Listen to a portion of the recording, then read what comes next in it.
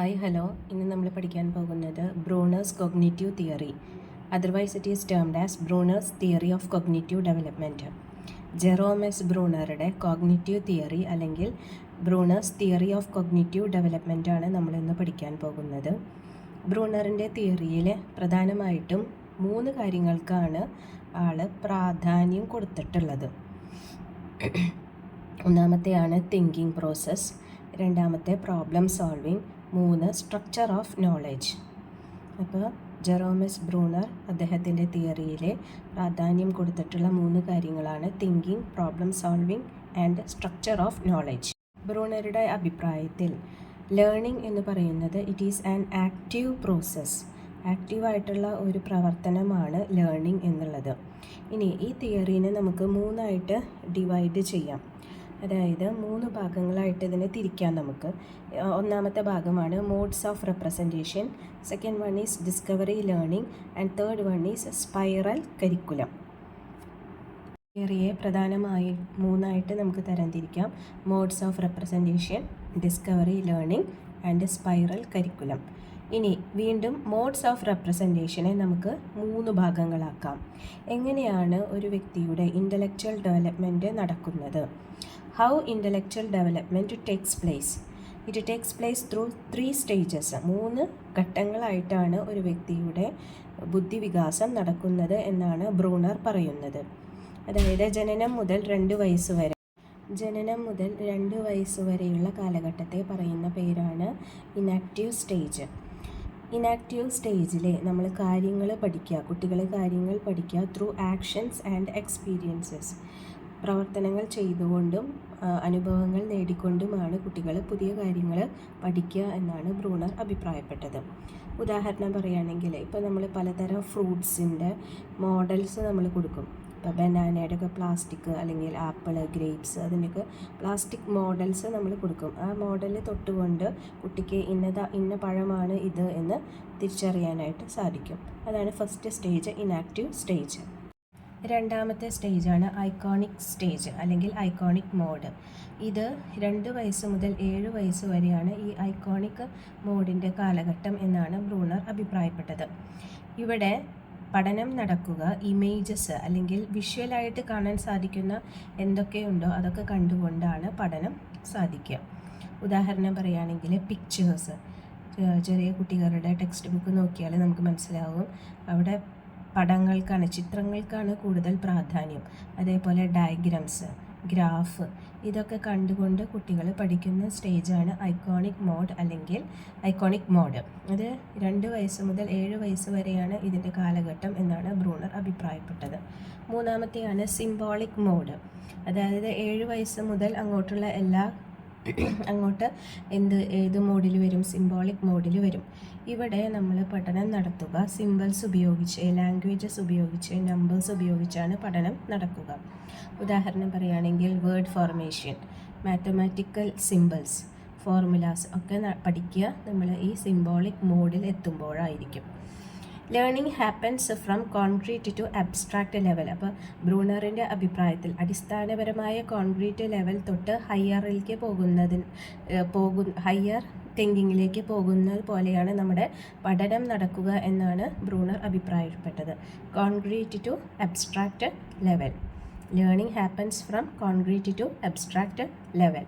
അപ്പോൾ ബ്രൂണറിൻ്റെ ഫസ്റ്റത്തെ തിയറിയിലെ ഫസ്റ്റ് പാർട്ട് നമ്മൾ കവർ ചെയ്തു.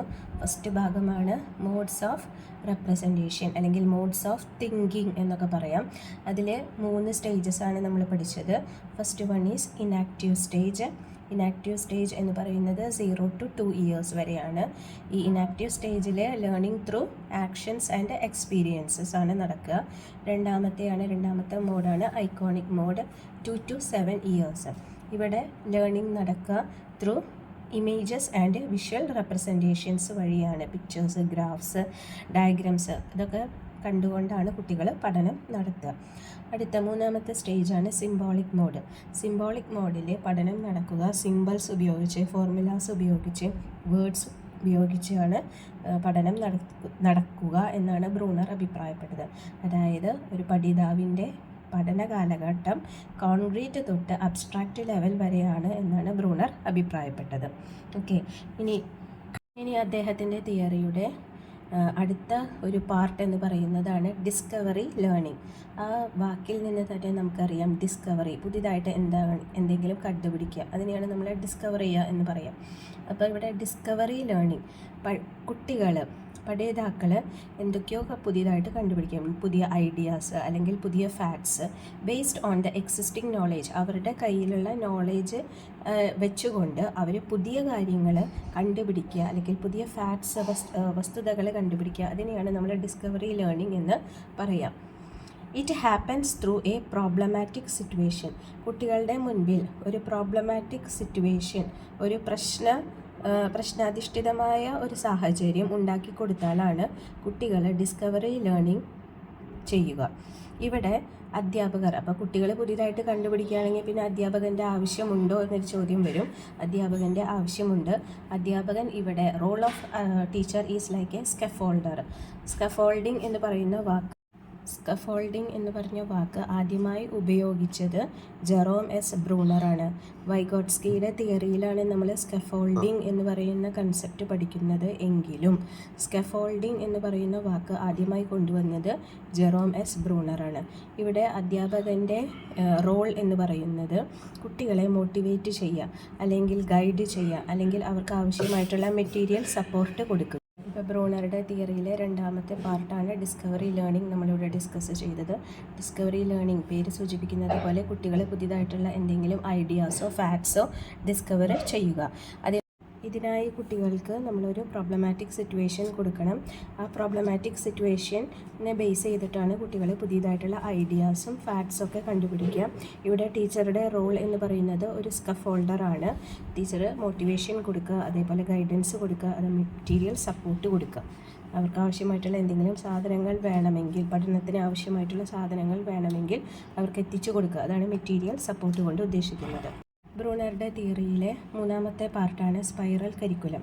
സ്പൈറൽ കരിക്കുലം എന്നതുകൊണ്ട് ഉദ്ദേശിക്കുന്നത്, ഇവിടെ പറയുന്നത് ഏത് സബ്ജക്റ്റ് ഏതൊരാളെയും നമുക്ക് പഠിപ്പിക്കാം. എങ്ങനെയാണ് പഠിപ്പിക്കേണ്ടത്? From simple to complex. അതായത് ഇപ്പോൾ നമ്മുടെ ടെക്സ്റ്റ് ബുക്കുകളുടെ ഘടന തന്നെ എടുത്ത് നോക്കിക്കഴിഞ്ഞാൽ അറിയാം, ചെറിയ ക്ലാസ്സുകളിൽ നമ്മൾ സിമ്പിളായിട്ട് കാര്യങ്ങൾ പഠിക്കും. ഉദാഹരണം പറയുകയാണെങ്കിൽ ഇപ്പോൾ നമ്മുടെ കോൺസ്റ്റിറ്റ്യൂഷനെ പറ്റി, അല്ലെങ്കിൽ നമ്മുടെ first war of Indian independence 1857 revolt. ആദ്യ ക്ലാസ്സുകളിൽ നമ്മൾ first war of Indian independence അതിൻ്റെ കൊല്ലം മാത്രം പഠിക്കും. പിന്നെ കുറച്ച് ക്ലാസ്സുകൾ കഴിഞ്ഞാൽ നമ്മൾ അതിൻ്റെ കോസസ് പഠിക്കും, പിന്നെ അതിൻ്റെ ഇമ്പാക്റ്റ് പഠിക്കും. അപ്പോൾ അങ്ങനെ സിമ്പിളിൽ നിന്ന് കോംപ്ലക്സിലേക്ക് പോകുന്ന രീതിക്ക് പറയുന്ന പേരാണ് സ്പൈറൽ കരിക്കുലം.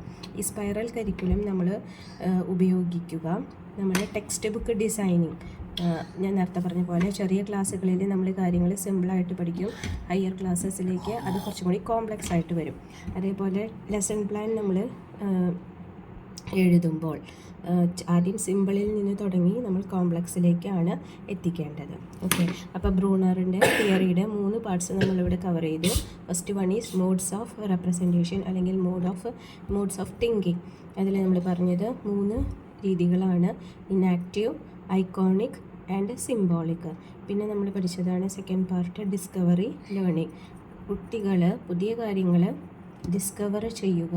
മൂന്നാമത്തെ പാർട്ടാണ് spiral curriculum. Okay, thank you.